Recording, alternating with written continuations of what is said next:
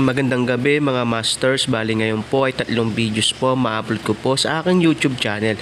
Tama nga mga masters, 3 videos nga po ma-upload ko po. Yon, what's up mga masters? Nandito na naman tayo sa panibagong araw, panibagong kabanata na naman ang pagsasama-samahan natin ngayon guys.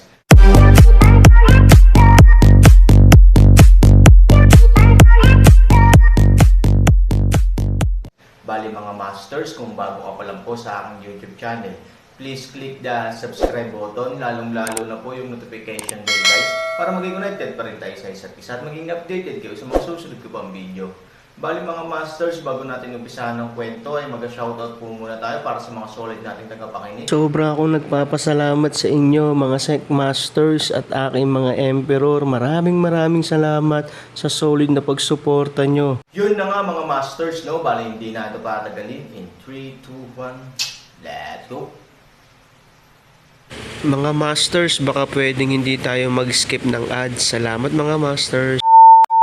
Ang bagong yugto ni Daryl sa Storytelling Channel sa YouTube mapapakinggan. Ang bagong kabanata, nang marinig ito ni Master Ken. Ito ay ngumiti at sinabi.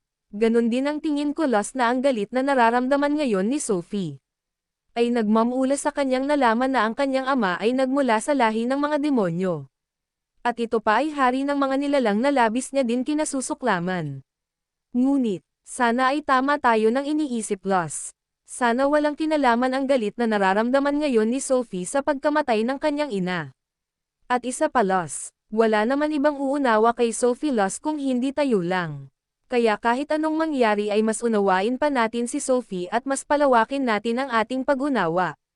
Hindi natin pwedeng bitawan at sukuan si Sophie. At ngayon pa alam niya na ang buong katotohanan. Ang tulad ni Sophie sa kanyang edad ay masyado pa itong mapusok at nagdedesisyon agad. Baka maisip nito na tumungo sa kaharian ng lahi ng mga demonyo. Upang kausapin ang hari ng mga demonyo na anak ni Gun. Kapag nangyari iyon na malaman ng hari ng mga demonyo na anak niya si Sophie.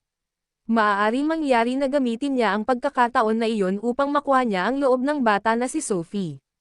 O baka may gamitin itong teknik para mapasakamay niya si Sophie. Kaya mas kailangan natin bantayan ang bata. At ibigay ang kanyang mga kagustuhan. Kung nandito lang si Lynn sa oras na ito madali na para sa atin na maprotektahan si Sophie. Dahil kung malaman ng aking anak ang katotohanan at ang totoong pinagmulan ni Sophie. Natitiyak ko na babantayan ni Lynn si Sophie ng husto upang maprotektahan. Ngunit, sa nangyari ngayon dito sa loob ng imperyo at sa aking kaharian. Lalo na ang pagkamatay ni Yui. Kung nandito si Lynn, baka isa rin si Lynn na dapat natin bantayan. Dahil alam ko na gagawin ng aking anak na lumusab sa imperyo ng lahi ng mga barbarian. Upang pagbayarin ang lahi ng mga barbarian sa pagpaslang nila kay Yui. Si Yui ay sobrang pinapahalagahan ng aking anak na si Lynn. At ang turing nila sa isa't isa ay tunay na magkapatid. Kaya napakadelikado ng sitwasyon kung sakaling nandito si Lynn ngayon. Kahit pigilan natin ang bata na iyon, gagawa pa rin ng paraan iyon upang makaganti sa may gawa ng pagkamatay ni Yui. Sabi ni Master Ken, nang marinig ito ni matandang Loss. Ito ay nagsalita at sinabi, tama ka Ken, sa mga nangyari ngayon sa ating lahing elf. Buti na lang ay wala dito si Prinsesa Lynn. Dahil kung magkataon, mapipilitan agad tayo na gumanti sa ginawa ng mga barbarian. Ang mga kabataan na si Lynn at Sophie ay ang magpapatuloy sa ating lahing elf sa hinaharap. Ngunit sana, kapag natapos na ang ganitong sakuna sa ating lahing elf ay makabalik na si Prinsesa Lynn sa ating mundo. Sabi ni matandang Loss, nang marinig ito ni Master Ken. Ito ay nagsalita at sinabi, tama ka Loss, si Sophie at si Lynn ang mga susunod na mamumuno sa ating buong lahing elf. Ang mga bata na iyon ay ngayon pa lang ay dapat na talaga natin sila makitaan ng mga katangian ng pagiging pinuno. Ngunit si Lynn ay wala pa rin hanggang ngayon at hindi natin alam kung ito ba ay makakabalik pa sa atin. Pero umaasa pa rin ako na ligtas ang aking anak sa mga oras na ito at muli ko itong makakasama. Pero sa ngayon si Sophie ang kasakasama natin. Kaya si Sophie muna ang dapat natin tutukan ng panahon upang mahubog ang kanyang tinataglay na lakas at para malaman niya kung paano maging isang pinuno. Kaya Loss, kailangan mo talaga ipakita at ipaalam kay Sophie kung ano ang mga dapat na katangian ng pagiging isang pinuno. Sa'yo nakasalalay ang pagiging mahusay niya bilang pinuno. Ikaw ang huhubog sa kanya upang maging mabuti siyang pinuno na may pagpapahalaga sa kanyang mga nasasakupan. Alam ko na kayang-kaya mo iyon magawa, Los. Dahil sa matagal na panahon, pinamumunuan mo ang lahi niyong mangkukulam na elf. Ikaw ang tumayo sa matagal na panahon bilang pinuno ng mga mangkukulam na elf. Kaya napakalaki ng chance na matutunan agad ni Sophie iyon dahil sa iyo. Sabi ni Master Ken, nang marinig ito ni matandang Los. Ito ay nagsalita at sinabi, Ken, pinapangako ko sa iyo, na gagawin ko lahat upang matutunan ni Sophie ang mga katangian ng pagiging mabuting pinuno. At titiyakin ko na magiging pinuno si Sophie na may pagpapahalaga sa buong lahing elf. At si Sophie ay magtataglay ng mahusay na katangian sa pagkakaroon ng matalino desisyon bilang reyna. Pinapangako ko iyon sa iyo, Ken. Sabi ni matandang Los. At si Master Ken ay humawak sa balikat ni matandang Los at sinabi, Salamat, Los. Samantala, si Sophie ay patuloy sa paglalakad at si Sophie ay nakalayo na ng husto kung nasaan ang kaharian ni Master Ken. Habang naglalakad ito si Sophie ay nabulong sa kanyang sarili at sinasabi, Bakit sa dami-dami na pwedeng maging ama ko, bakit ang hari pa ng mga demonyo ang naging ama ko? Bakit ang naging ama ko ay nagmula pa sa lahi na lubos kong kinasusuklaman? At ang lahi pa na iyon ay ang pinakamasamang nilalang na nandito sa mundo na ito. Nakakahiya na maging isa ako sa mga katulad ng lahing demonyo. Hindi katanggap-tanggap na ako pala ay may dugong demonyo. Sabi ni Sophie sa kanyang sarili. Ngunit, maya-maya si Sophie ay napaisip at ito ay nagpatuloy sa pagbulong. Pero kung hindi dahil sa kanya hindi ako isisilang at hindi ko makakasama ang mga minamahal ko sa buhay tulad ng aking Lola Los. Kung hindi sa hari ng mga demonyo hindi ko makikita ang kagandahan ng mundo na ito. Kaya kailangan ko nang tanggapin kung anong dugo ang dumadaloy sa buo kong katawan. Dahil hindi ko na mababago kung saan ako nagmula at kung sino ang aking ama. Kahit naman ako ay may dugong demonyo ay nasa akin parent kung ituturing kong demonyo ang aking pinagmulan. Ako parent ang mamimili kung anong lahi ang aking pinagmulan. Nasa akin parent kung itatatak ko sa aking isipan na ako ay hindi isang demon. At ako ay nagmula sa lahi ng mangkukulam na elf. Tama, ako ay nagmula sa lahi ng mga mangkukulam na elf na may dugong demonyo. Ngunit ang totoo kong pinagmulan ay sa lahi ng mga mangkukulam na elf.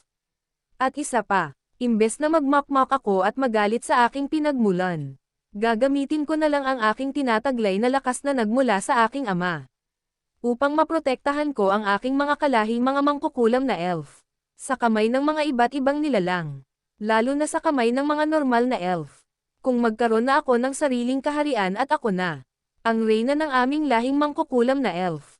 Ihihiwalay ko na ng lubos ang lahi ng mga mangkukulam na elf sa mga normal na elf. At namumuhay ang lahi naming mangkukulam na elf ng mapayapa na hindi na iniisip ang magiging kapakanan ng mga normal na elf. Noon akala ko ang iba't ibang lahi ng mga nilalang na nandito sa mundo na ito ang aming matinding kalaban. Ang totoo pala ang mismong katulad namin elf ang magiging kalaban namin ng palihim. Dahil ang mga normal na elf ang may kasalanan ng pagkamatay ng reyna ng mga mangkukulam na elf na aking ina. Kaya sa oras na ako ay maging reyna na ng mga mangkukulam na elf. Ipapatupad ko na ang mga normal na elf ay hindi na namin kapanalig at ituturing na namin silang iba at hindi namin kalahi. At ang aming lahi ay tatawagan ng lahi ng mga mangkukulam. At ang lahing elf ay hindi na namin isasama. Sa oras na iyon tuluyan ko nang tatalikuran ang lahi ng mga normal na elf. Ngunit sa ngayon kailangan ay hindi ko muna ipaalam. Kahit kanino ang aking pinaplano kahit sa aking Lola Los habang hindi pa ako ang reyna ng mga mangkukulam na elf. Kaya sa ngayon ay kailangan ko muna magpanggap na hindi ko na iniisip ang mga nangyari noon tulad ng pagkamatay ng aking ina dahil sa kagagawan ng mga normal na elf. Bulong ni Sophie sa kanyang sarili. Samantala, sila General Oliver at Lynn ay nakarating na sa imperyo ng lahi ng mga elf. At si Lynn ay agad-agad na bumaba mula sa pagkakalipad sa imperyo ng kanilang lahing elf. At sa pagbaba ni Lynn sa imperyo ng kanilang lahing elf. Laking gulat nito sa kanyang nakikita at ilang segundo itong hindi nakagalaw. At si General Oliver ay nakababa na din mula sa pagkakalipad. At si General Oliver ay lubos din nabigla at si General Oliver ay nagsalita at sinabi. Anong nangyari dito? Bakit ang ating mga kasundaluhan ay mga wala ng buhay? Sabi ni General Oliver sa tono ng pagkagulat. Nang marinig ito ni Lin, ito ay bumalik sa kanyang ulirat at sinabi, "Masama ito. Hindi nga ako nagkamali na may nangyari dito nang maramdaman natin ang malakas na spiritual na nagmula dito. Mukha ang lahi nating elf ay sinalakay ng ibang lahi ng nilalang. Kailangan ko makita ang aking ama at sila Yui." General Oliver, sa aking pagkakatanda sa iyong sinabi kanina sa akin, ang aking ama at si Yui ay nasa lugar ng mga mangkukulam na elf, tama ba? Sabi ni Prinsesa Lin. Yun na nga mga masters, no? Bali panibagong kabanata na naman yung natapos natin ngayong gabi. Muli, maraming salamat po talaga sa walang sawang suporta po sa aking YouTube channel na talagang inaabangan nyo po ang bawat upload ko po. Bali mga masters, magkita-kita ulit po tayo bukas ng gabi at ngayon po ay magpapaalam po muna tayo. Bali mga masters, bye-bye!